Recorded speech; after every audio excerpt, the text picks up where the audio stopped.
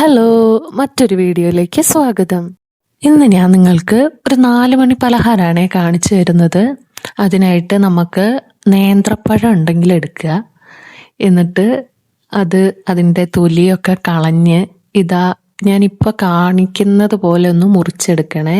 ഒരിച്ചിരി കട്ടിയിൽ മുറിക്കണം. ഓവർ കട്ടിയില്ലെങ്കിൽ വല്ലാതെ എണ്ണ പിടിച്ചു പോകും. ഇതുപോലെ കേട്ടോ, കണ്ടില്ലേ? പിന്നെ നമുക്ക് വേണ്ടത് കുറച്ച് അരിപ്പൊടി, ആവശ്യത്തിന് ഉപ്പ്, മഞ്ഞൾപ്പൊടി കുറച്ച് മതി കേട്ടോ.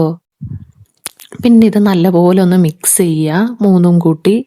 അതിലോട്ട് ഈ പഴം ഇട്ട് അത് സ്പൂണ് കൊണ്ടോ അല്ലെങ്കിൽ ഇതുപോലെ ഒന്ന് മിക്സ് ചെയ്തെടുക്കുക, ഓവർ ഹാർഡായിട്ടല്ല. പിന്നെ ഒരു പാത്രത്തിലേക്ക് എണ്ണ ഒഴിച്ച് അത് നല്ലതുപോലെ ചൂടാവുമ്പോൾ ഈ മിക്സ് ചെയ്ത് വെച്ച പഴം നമ്മൾ അതിലോട്ട് എടുത്തിടുക. എന്നിട്ട് ഫ്ലെയിം ഓവർ ഹൈ ഫ്ലെയിമിൽ വെക്കരുത്, ഒന്ന് സിമ്മാക്കി വെക്കണം, അല്ലെങ്കിൽ പെട്ടെന്ന് അത് കരിഞ്ഞു പോവും.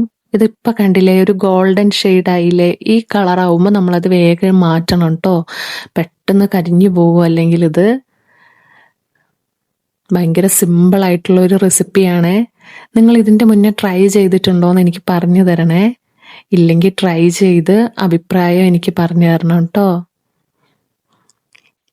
ഈ ഒരു അപ്പവും കൂടെ ഒരു ഗ്ലാസ് ചായയും വൈകുന്നേരം, അത് സൂപ്പറാട്ടോ. ട്രൈ ചെയ്യണേ. അപ്പം ശരി, ബൈ.